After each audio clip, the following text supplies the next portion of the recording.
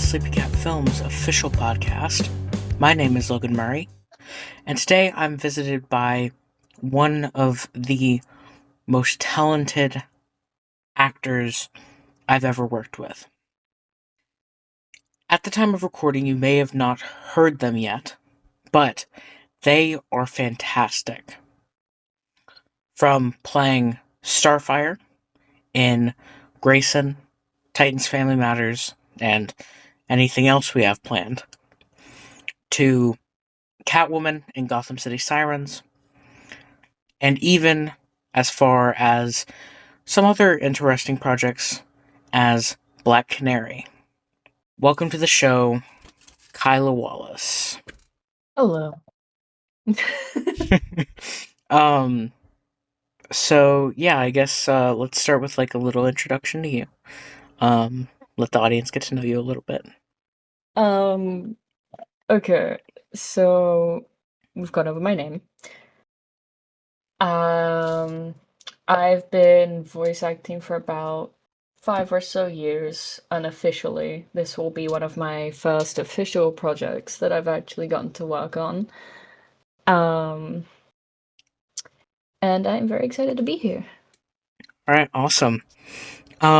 So I guess we're just gonna start by talking. We're gonna focus a little bit specifically on Corey. Just because we have the Gotham City Sirens episode planned for next week. But Exciting. yeah, I'm very excited. Have you actually officially gotten to meet Alice yet? I do not think so, no. She's great. Yeah. I don't know. No, I've not met Alice. No, I haven't. Seems a little exciting though. I'm very excited then. Yeah. I like meeting new people. So, I guess just talking a little bit about Corey specifically. Yeah. Diving in a little bit to that. Do you want to talk about kind of how you got the role, and kind of let the audience get to know your interpretation and version of Corey? So I saw it, I guess it started when I saw the auditions go up. I was looking for voice acting jobs and I saw what you put out there and I was like, huh, I'm kind of familiar with this character. Why not give it a try? I haven't done a deep dive into this content yet. But I had already been a little pre-familiarized by some childhood shows, some childhood iterations that I'd seen growing up in passing, like whatever was on the TV as a kid. And I always found her to be a bit of an oddball, a bit of an outsider, which I guess she is. Alien coming in, trying to find her place in the world, and I guess that kind of resonated with me as somebody who couldn't do that exactly.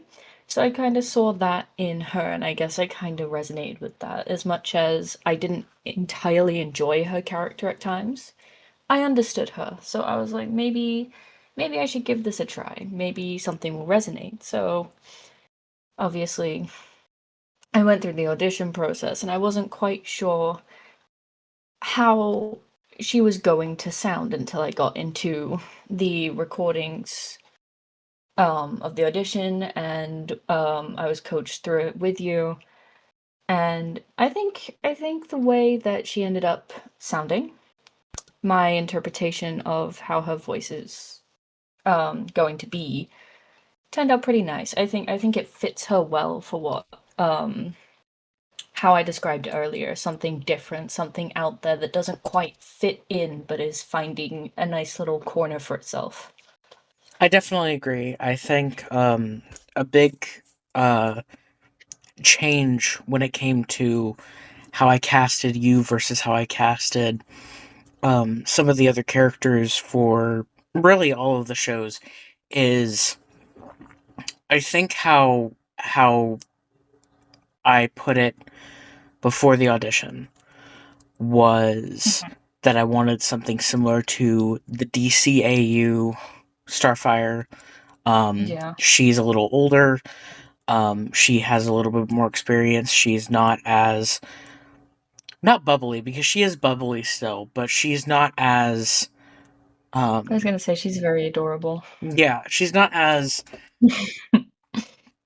uh man, the word is like right there. she's not Ahead, maybe. she's not as Naive, maybe is the word. naive. Yes, thank you. Yeah, Mm-hmm. she's not as naive as, let's say, the version from Titans 2003. Yeah. And I think one of the things that made me go with you over some of the other people that auditioned, because there were some great auditions, um were was specifically the fact that you're English. Yeah. So going down that road with the accent, I think, opened some doors, um with us making Grayson an audio drama. I think also kind of required a little bit of contrast between Barbara, who is a main character, Mm-hmm. and Corey, who is more of a supporting character. Um, I think it was important to have that distinction, and I think it's really stuck with how I've read and written Corey since. Um, so I think that that's what makes your audition as her so interesting. Is I went in wanting something completely different and left going, this is what I want. I'm glad. Honestly, I was nervous. When I left that audition, I went straight into a call with two of my friends, two of my close friends. And I was like, oh, I feel like I did well. The feedback was really nice. But at the same time, I feel like I'm not gonna get it. I feel like um I had this sense of hope, but also this sense of fear, which I guess also kind of humbled me in case, but I was extremely excited when I got that message, like, hey, we want you. I went straight back to those guys and they they were really receptive of it. They were like, you had nothing to worry about what was wrong with you. And I was losing my mind over it because I was like, this is my first actual interview for my first actual project, and I've gotten a yes pretty much straight away, and that really that really struck me because it was something that I wasn't expecting. And I think if I could go back and do it again, I would, because my experience with you, with the other actors, has been so pleasant. I feel like um, I would definitely probably try and push myself if there was another something going on, maybe for a different universe or a different aspect of things, that I would try and stay on with you guys. Because it's fun, I love it here. I think I really appreciate you saying that. But I think that, like, something that I'm really just fascinated with Hmm. is in Titans Family Matters. I don't think that it's a spoiler to say, because I released episode posters a long time ago. Um, that I think it's really, really interesting to see what your dynamic with Blackfire is going to be like. And because you and Rokes, Yeah. I think you guys have met, like, Yeah, once, twice twice. actually. Once with Edward, once with him, and it was a very passing hi bye situation, and then once when we were doing, I think it was a comic read, They stuck around for a while, and they were really nice to converse with, and they were really fun to talk to. I think it was when we were reading Wayne Family Adventures that Mm. they stuck around the longest with me, and then once when we were doing a comic read or a script read through. So I think I've seen them 3 times, but I've only properly interacted with them once or twice. Either way, I'm they seem really fun. but I'm really like excited to see how you guys interact in the acting space because not only is she playing Blackfire, but she's also playing Raven. And Oh. those two relationships have like such contrasting natures to them. Um I feel like I'm adaptable enough to find it a very oh, no, for sure. I actually think because of those relationships really surrounding Starfire, I think it's going to be more of a challenge for her. Mhm. Um but I also think that, you know, I mean, Rokes is capable and very talented. Um, I don't doubt it. Everyone here is just amazing, and I'm blown away by them all. that's actually that's something that I'm most excited for everybody to see. Because I've talked about it for like 2 or 3 years now about this story Yeah. building, and now that Grayson is done, and we've cemented it as what's going to be our first show, um, Yeah. and having it come out, you know, next year at some point. Um, Mm. I'm just so excited for people to see what I see. And I mean, I love acting, I love directing, I love producing, but you guys make me want to come to work, which is just phenomenal. I think we're part the 2% that can actually say that about their jobs. I can honestly say that, like, and genuinely mean it, though. I don't think many people can, and the fact that we're able to is it says something really big about this company before it even um completely lifts itself up with the projects that are in the works. I think that if we had this atmosphere now, then when things properly kick off and it becomes like an actual building somewhere, then it will just be even better.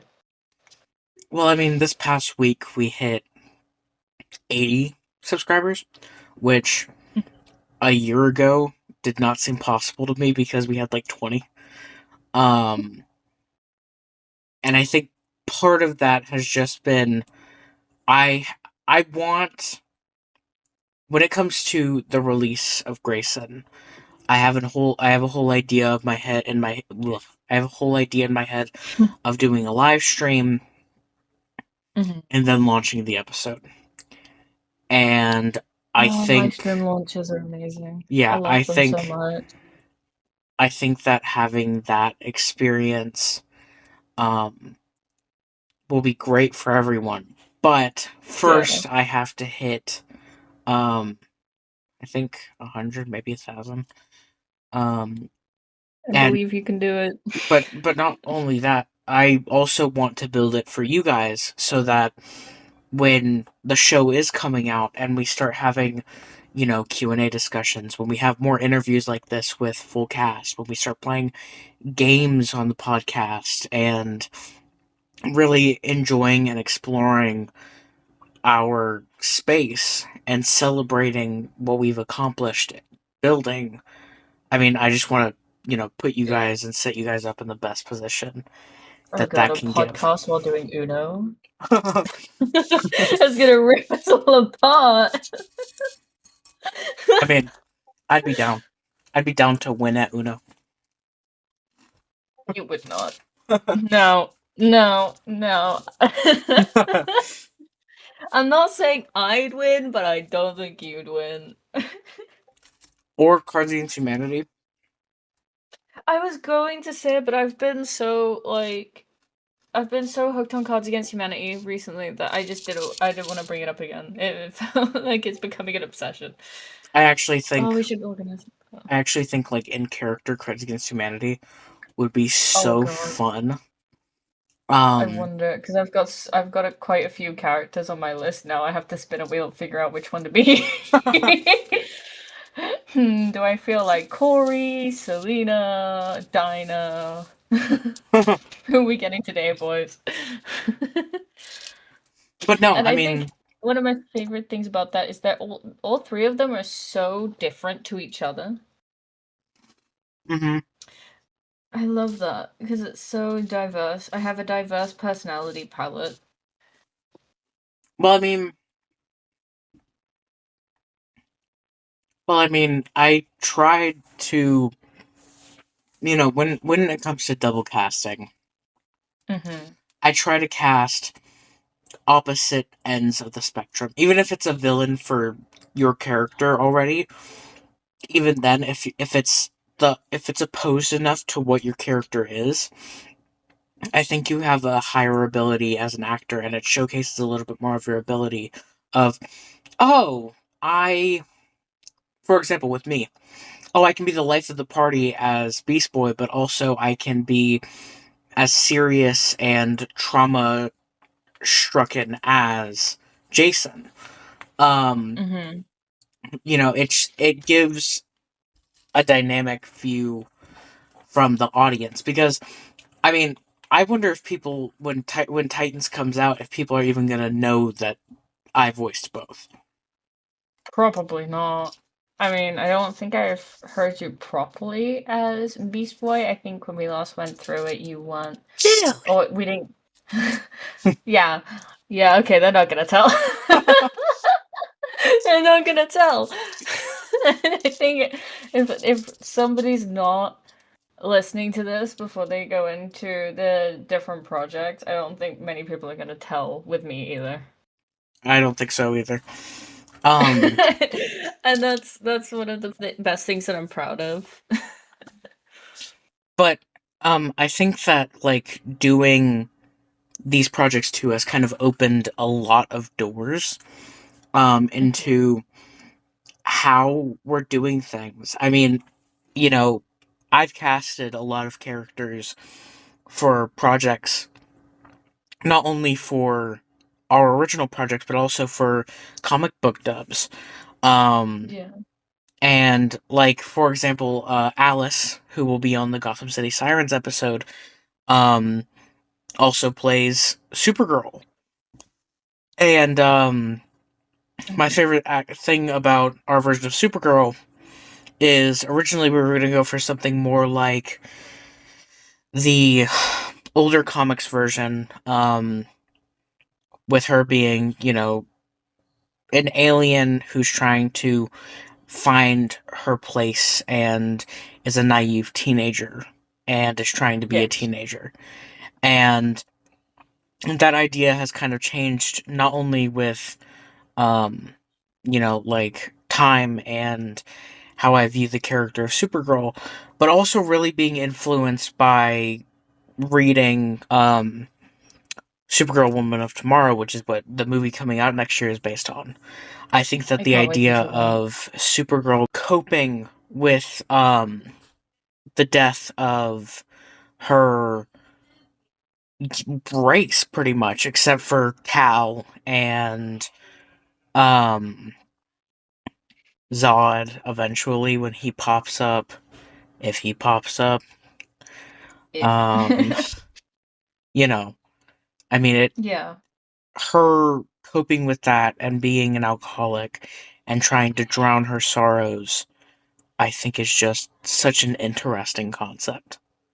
It's an interesting concept because so many people try to avoid it because it can be touchy or uncomfortable, but when portrayed properly in an artistic setting can be one of the most beautiful things that don't just represent a character, but could also be helping somebody who's struggling with said topic in a way that not many other people can actually see. So having that effect through an artistic representation is honestly one of the best things that I've ever seen done in several pieces of media. Arcane, for example, touches on many different subjects that can be uncomfortable for people, but because of how it's done is honestly, I could watch it over and over again and still find it helpful.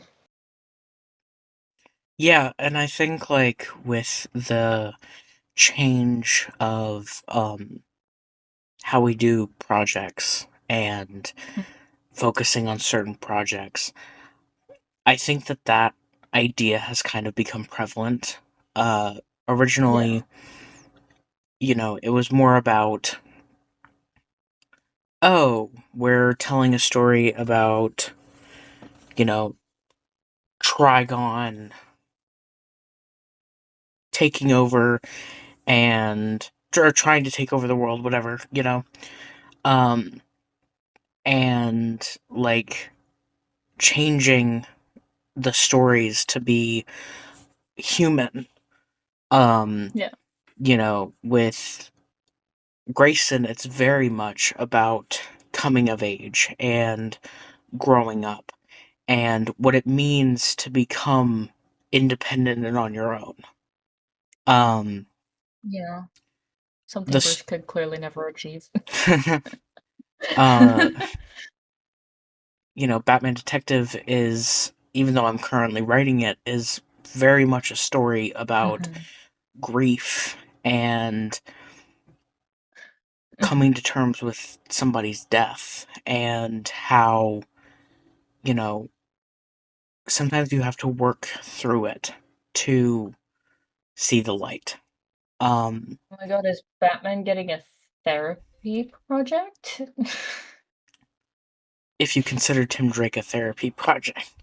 Just wanted to take a second from the episode and ask you to please like and subscribe, as liking and subscribing helps push our stuff through the algorithm, and really pushes us to just do more for you. Alright, back to the pod. Oh, Cut that Tim! out. Cut that out. Cut that out. I mean, I'm sure many viewers would agree. Tim did quite literally go cut that shit out. Sort your stuff out. Get your shit together. We're doing this. um, but I mean, yeah. Mm-hmm. And Titans is very much about becoming, understanding that people can change and seeing the change in people, and eventually that people who refuse to change will be affected the most. Yeah. Which I think is a pretty cool narrative. I'm really excited about finishing that. And there's so many projects that we have in the pipeline that I'm interested in seeing the direction that they go. So yeah, I'm just thrilled. Yeah. As you Um, should be, to be honest. You're doing really well. I appreciate that. I It's funny, Raph, one of our writers, has Mm-hmm. has called me a machine because there were You just times don't stop writing. where I was pumping out episodes of Grayson like back to back. Like I swear there was a week where I completed like 2 episodes. The finale Christ. is the longest episode, and it is. I mean,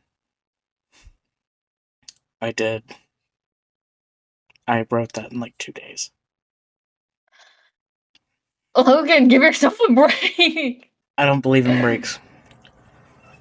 I don't need breaks. I need results. Um, but that's actually one of the reasons Shelter. why we're starting the podcast, is because one, I want the viewers to get to know everybody, but also, um, I Mhm. really want you. I really want the viewers to hear about these stories and get the content even though I might not be writing very fast. I mean, in the pipeline right now, we don't have anything big planned until May when Aaron's movie, The Job Part 2, comes out. So, um, it's going to be a minute for big stuff to come out, but we have comic book dubs down the line. We have this now, which hopefully people listen to, and maybe they'll Hopefully. become, enamored and really begin to love our interpretations and iterations of the character, and we're exciting people. Um, and fandom can be really a judgmental place, but it can also be a place of Yeah. love and care and appreciation for other people's art. So, Absolutely. yeah. Um, so kind of, I guess, talking a little bit about Dinah. We've Mm-hmm. spent most of the episode talking about uh Corey, which Yeah. we could talk about Corey all day, honestly. Um, just because I'm so like, as a director and as the person who casted you, I am so interested in like your interpretation of that character. Yeah. Um, but I know that there's some stuff that you can't really talk about without going into Yeah. spoilers. I will Um, say she's the most different character that I have played. I have um sorry, just I know we're about to move on, but no just worries. to get this out there, I have spent so much time of my own with my friends in these private spaces where I practiced and practiced and practiced, developing my skills, widening my vocal range, where I have made so many different characters, and not a single one of them is like Corey. I have a range of protagonists, antagonists, anti-heroes, just neutral characters, ones that are evil incarnate, probably Joker level, ones that are the embodiment of good to the point of Clark Kent. But none of them have been on Corey's level of difference to myself. And I think that's also part of what lured me to her. Um, because it was a challenge. It was something that I could pour time and effort into. It was something that was a 50-50 leap. And I'm glad that I took that leap because it's given me a wonderful experience and a wonderful team. Well, I mean, I think, final thoughts on Corey. I think what makes her character so interesting, especially in our version, and what I hope to explore down the line with her character, is Corey is from a warrior race. And nobody ever Yeah. talks about that.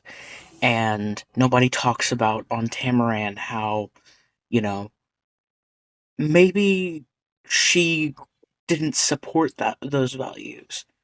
She was Yeah. royalty, and maybe she didn't, rally behind the idea of, you know, let me live like a royal. Let me love like a royal. And I think that Corey living differently than that, or wanting, maybe having different ideas than that, I think is what makes her character so fascinating versus somebody who would definitely not have that experience. Yeah. Okay. Well, moving on to um Dinah. Yes. Um Spencer Dean is writing a uh Justice League script. It is in Mm-hmm. very early development. Um and he hasn't even submitted a draft to me yet. But we did Oh. cast the Justice League for our Yes. universe, and I'm just kind of interested in hearing a little bit of where your interest, um, and kind of concept developing her character, what that's like. Okay. I'm going to be honest, when I heard of the character for Black Canary for the first time, I kind of shrugged it off. I didn't really start developing into that until I auditioned. I'm not gonna lie, a lot of the characters that I auditioned for, okay, half of them, I didn't really have much material for, much experience with, so Dinah was, again, a huge leap of faith. But then I kind of dug up a bit of material. I started to see her more when I was watching Justice League shows, and I was like, I think I'm in love with this woman. That Because is she valid. was she's beautiful. Her iconic power is literally screaming, like a hypersonic scream. That is badass. And I think in a lot of shows, I like supersonic or hypersonic abilities because they can do a lot of things. They can draw out certain wildlife, they can break glass, they can cause physical damage. There's so much you can do with that ability that it just kind of drew me in. And when I looked into Dinah's personality, that she's sassy, but she's serious, but she's a combination, an amalgamation of things, I guess that kind of cemented it for me. Because somebody who can be that passionate, but also that kind of free-willed during, I mean, come on, she was literally proposed to in battle. That is that is my favorite scene, probably. Um, and Yeah. someone like her just struck me. Like, when I got Lois, that was a very mundane role, I'd say. And I knew I could do that. Because there wasn't much to Lois. She was a love interest, she was a reporter, she was determined. That was fine. That was a straight and narrow direction that I could take. With Dinah, it's a little bit different. It's like a curveball that I gave myself. Well, I think what makes, like Lois, and the reason why we're not talking about Lois Yes. today, is because I would really love um, you and Rick Ryder, who plays or Superman, to share a podcast episode and kind of talk about building that relationship and what that dynamic is like, and you know, I would love um, to. stuff like that. Kind of like what I'm planning on doing, Hmm. potentially in a few episodes with our Batman and our Joker. I am interested to see how people take in the information of how you guys explore your characters together. Um, maybe in the lead up to Grayson, closer to Grayson, we can talk a little bit with you and Edward about what it was like building that relationship. And talking about, like exploring that dynamic between them and Yeah. what that entails. I think that it's just so interesting. Um, I would love that because I don't think I've met the voice of Superman yet at all. So I personally am very excited about that. I would love to meet and work with him because, well, as I said, I've not seen him yet. Everyone that I've kind of voice acted with for Superman has been a stand-in, and I'm very excited to meet this guy. yeah, I'm excited for you to meet him. Um, he's great. I, mm, I'm excited for some of the stuff that we have upcoming in the future. Um, Yeah. and yeah, um, so when it comes to kind of being an actor and exploring kind of the Sleepy Cat film space, I had an introduction video to myself that I made probably about a month ago at the time of recording. And it very much is about me and getting to know me. Um, I but think in I that saw that. video, I said that SleepyCat Films, I think what makes us different is our community, our community Mm-hmm. aspect, rather than being, something that is a lot about corporate identity. Um, and I just want your interpretation of what that entails. So Um, could you rephrase the question a little bit? yeah, I got you. Um, Basically,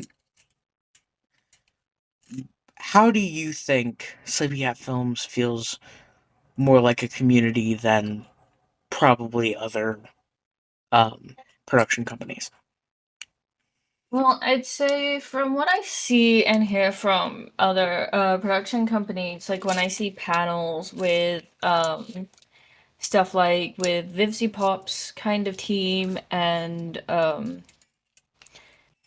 basically any cooperative panel that happen at like Comic Cons, because that's my only real behind the scenes um, stuff that I actively happen upon. Is that here we seem a little bit more loose.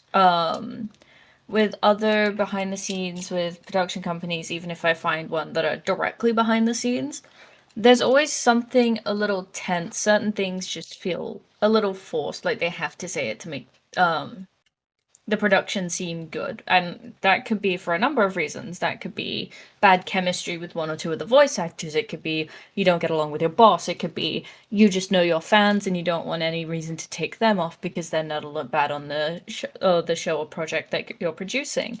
Mm-hmm. But the thing that I love and find more communal in this space compared to those is the amount of banter and humor that I can have between me and you, between me and Kat, between me and TJ, between me and a number of people that I've worked with, the amount of laughs that I'm usually very good at telling genuine from forced. And I can tell when people are having a genuine good time, and I don't sense any tension or feel any of that stuff with you guys. And Yeah, that makes me feel sometimes I forget that I only met you guys a month ago. I genuinely just sometimes forget that I met you like a month, 2 months ago. And I think that's a beautiful thing because it shows that there is a deep level of connection and familiarity that is quickly garnered through a common interest. yeah. I mean, one of the things. So I made an official channel trailer earlier this week at the time of recording. Um, it got us like a 4 or 5 subscriber boost, which sell 5 for that. But I mean, like, I think one of the things that means so much to me is everything we do here. Um, I said that this is one of my favorite parts of my life in that video, and I truly feel that way because of the people who I work with. If I worked with Yeah. somebody different, if I had gone a different way with some of the castings, um, I don't think I would be enjoying it as much. There was an actor who um, was a part of a project, and he didn't really enjoy so much the vibe that we had. Yeah. So he kind of disappeared. He stopped coming to rehearsals. He eventually did communicate with me, um, and formally said, I'm good." And I respect that. It's not everybody's Yeah. thing, but I think more often than not that Yeah. that really brings a smile on all of our faces and helps us enjoy what we do. Yeah. What is a production company if not a space for everyone to just be honest with each other, though? Exactly. I mean, you know, what people forget more and more about film, about theater, about TV shows is that it's an art form and it's used to express the artist. Yeah. And sometimes people don't appreciate that enough. And Yeah. I think that that's a missed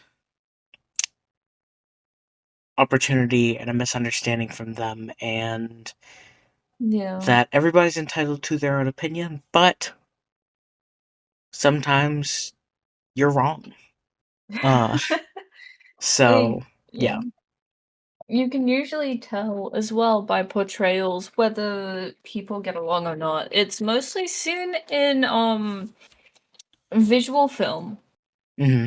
When cast doesn't gel together, because you can see it in tension between each cast member, with how they play their character. They'll play the character to a good extent, but you can tell something's not quite right. It's harder to pick up on in audio-based productions where you can't see it because you can just record alone and have it gel together in post-recording. But I feel like if you're not gelling well with a scene partner that your character is supposed to have some form of chemistry with, whether it's platonic, romantic, or even hatred, it's gonna show in how you portray your character because as long as you're thinking about the character that yours is interacting with, you're going to to link them to their voice actor for the production you're in. And it will show probably it will likely show in how you portray your lines. Because while you're thinking of that character, you're thinking of the person you don't like. And if you're thinking of the person you don't like, you're not expressing your character to its true potential. Couldn't agree more. Um, And I think that's yeah, also something 100%. that's missed in a lot of consumer based media. Yeah. Um, I mean, I think that's one of the reasons why, when that person did choose to leave, I wasn't specifically like, oh no, we still need Yeah. this character. Early on, before I started like really casting so many people, um, Yeah. it there we lost one of our Harley Quinn actresses for personal reasons, Yeah. behind the scenes drama and stuff like that. And at the time, I was really nervous, and we did end up having to cancel a show that we had planned from, like, we had been planning to shoot and release later that year, and it just was not feasible without that Yeah. actress. But reflecting on it, it wasn't feasible with her either because she couldn't come to many rehearsals. Um, Yeah. and I think that's something that I've kind of learned with time a little bit, and Hmm. that I've learned from the production company is do what's best for the most people. Yeah. If there's one bad apple, recast them. It'll rot the It's what batch. you have to do because it'll spread like a weed, and your plants will start dying, and I don't need my plants to start dying. Um, Yeah. so yeah, uh, I think that that's something that I've definitely learned with time and with having everybody, and not that everybody's replaceable. Certainly, I don't think that many of the voices are replaceable to like the same degree. But I think Yeah. that sometimes you have to choose for the community over the fact that, you're going to constantly be dealing with fights Yeah, during that's rehearsal exhausting. and recording. Which Yeah. I guess segues pretty well into one of the last topics I wanted to talk about before we get off here. Mm-hmm. Um, kind of talking about your experience with how we approach recording. Um, you know, Uh-huh. you kind of talked about it a little bit, but most voiceover jobs um, really deal with submitting line deliveries in multiple different ways and the director Yeah. choosing from those sets of line deliveries. Mm-hmm. How we do production here is more hands on. Um, we all sit on call. I direct you Yeah. guys, and you guys play off of each other. Yeah. How do you feel about how we do production here versus how, because I know you don't have a ton of experience when it comes to being, Yeah. um, I will say, from my limited experience from the rehearsal space, which was more singularly delivering lines over and over again to get the desired result, versus how we do it in rehearsals, even though those aren't technically recorded, but how the environment is, as you said, probably going to be how we do it in recording with person and scene partner going at it with each other. In front of the recording is I think that's more dynamic because you get more of a genuine kind of chemistry when I'm talking in character with Edward. It flows more than if I was just talking into a microphone because there's somebody there and it feels more like a genuine conversation than just talking into a microphone and imagining how it would go because I can hear his responses, I can hear how the character's going to react, and I can tailor and adapt to that. yeah, I for know sure. I know what Dick Grayson is going to sound like in response to something that Corey says, and because I know that, I can tailor my deliveries, and that's just feels more what's the word? It just feels more genuine. It feels more natural. It just feels a lot better. Well, without talking about the scene, because it is a bit spoilery, you Dun, dun, saying that dun. actually made me think of um, another thing, which I think is there's the level of intimacy, right? Um, Mhm. between you two. I think that you get a little bit more of that when you are Yeah. in when you are on a call with somebody and actually interacting and going back and forth with them. Yeah, it's And it easier to dive into a character when you have a complementary character to them with you. Because immersion, that's all it really is immersion. It's easier to get immersed when you have someone else batting the ball back to you. yeah, I definitely agree. Speaking of, without giving spoilers necessarily, what's your favorite scene from Grayson? Ooh, I think it would be that one scene I almost ripped her head off about. I love that scene. I love that scene.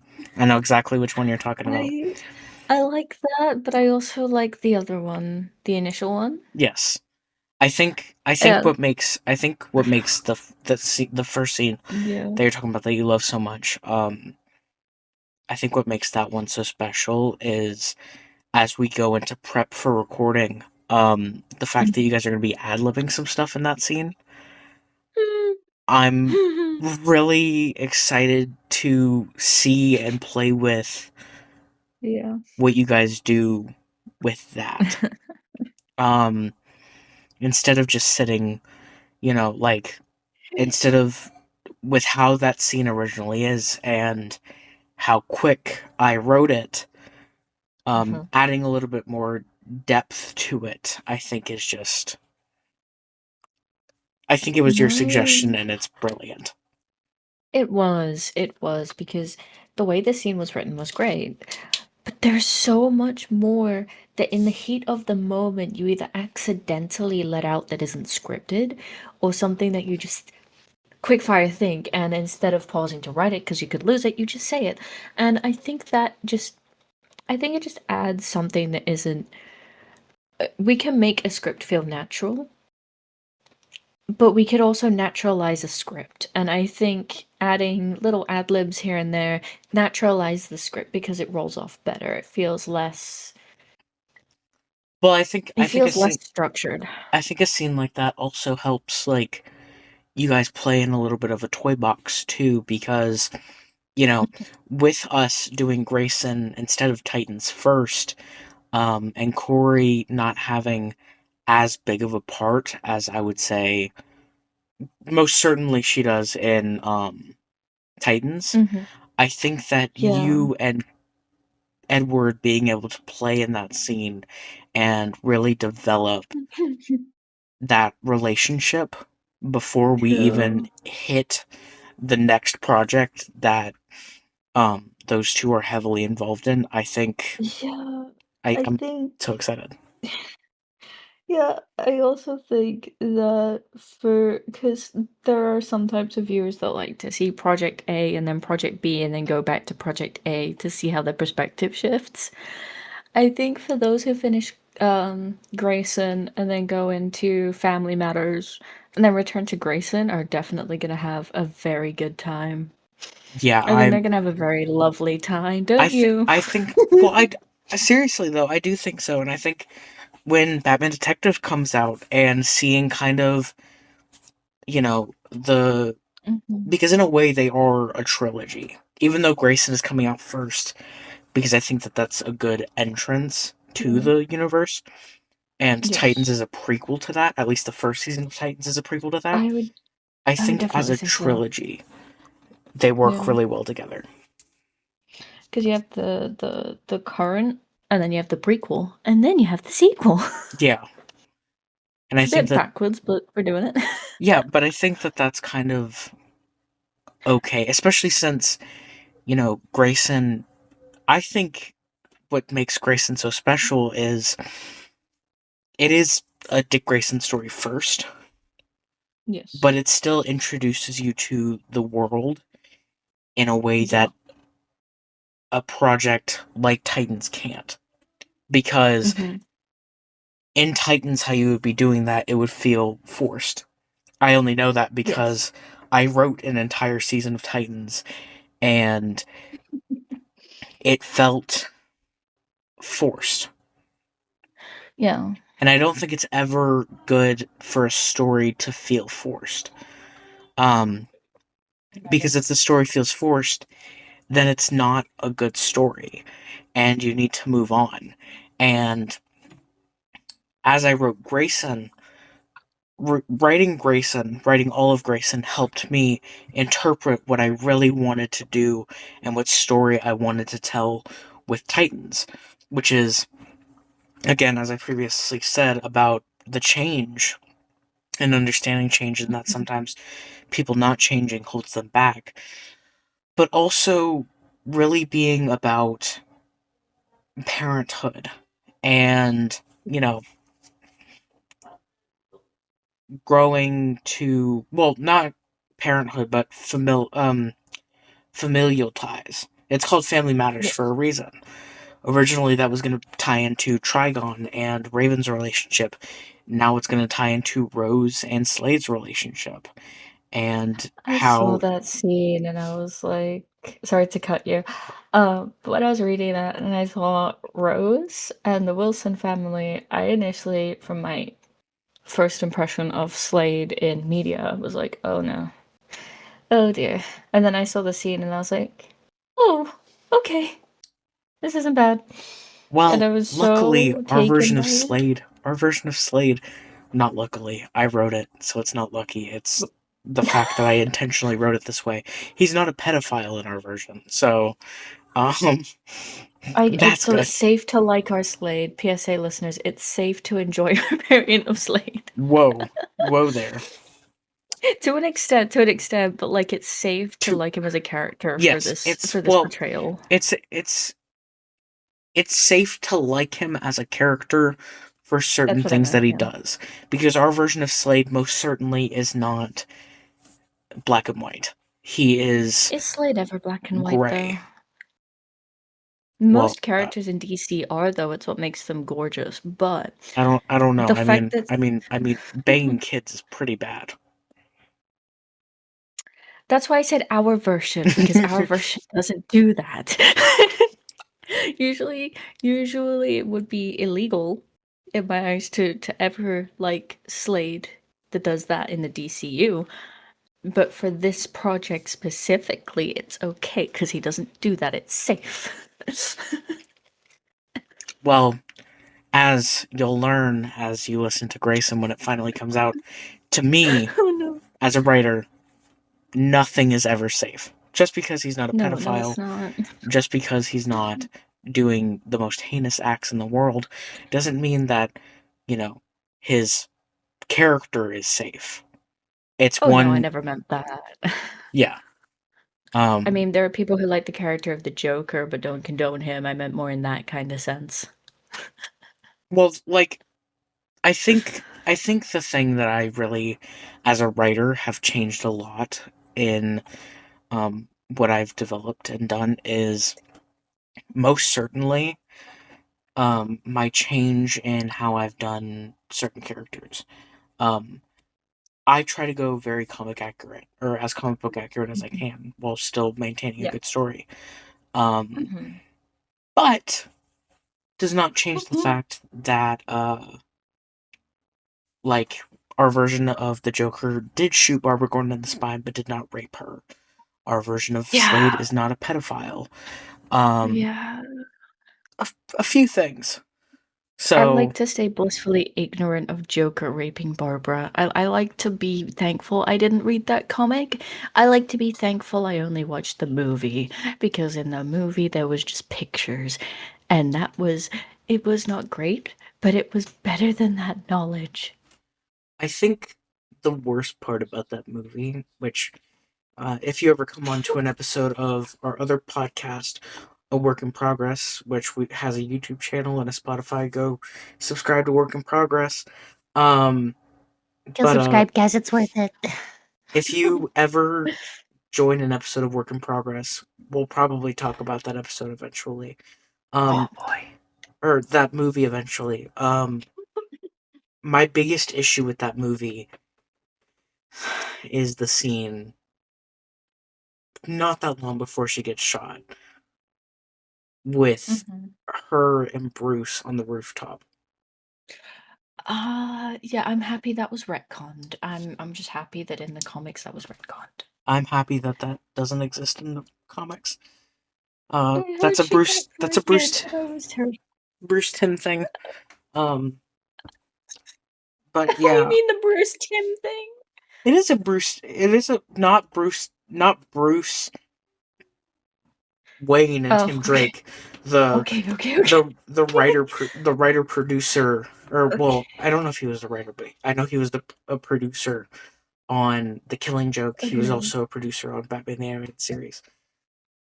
Yeah, okay. I'm not quite a genius on writer names yet, so um, but yeah. So before we close up the episode, is there anything you want to talk about? Do you want to shout out, some socials that the people can follow you at? Anything I like think I'll that? definitely give a shout to my Instagram because that's probably where I'm gonna be promoting projects that I'm on, like the posters that are put out and stuff on my story and like stuff like that. And I'll probably turn that into a business thing, but I'll also be posting some personal stuff like maybe some photography projects as well. Just ignore those. But yeah, so my Instagram is really hard to spell when said out loud. Nexura with an underscore after it. Nexura with an underscore. If you're watching this on YouTube, then it'll probably be on screen. Hopefully. My profile picture is a mess, so just go by the bio. Here to inspire as I aspire, which is my personal quote. All right, well, awesome. Well, we will see you next week with the Gotham City Sirens episode. Thanks for coming on the podcast and talking to me and letting the people get to know you. Of course. Always a pleasure. The SleepyCatFilms Podcast is brought to you by Splatsbox Studios and SleepyCatFilms. Executive producers from SleepyCatFilms are Logan Murray and Harold Scott. Executive producers from Splatsbox Studios are Zipporah Williams and Aaron Shepard. This episode was coordinated by Logan Murray. This episode was also edited by Logan Murray. You can follow me at Logan K. Murray. You can follow the SleepyCatFilms at The SleepyCatFilms. Don't forget to like and subscribe, and I will see you next week. Don't forget to stay creative.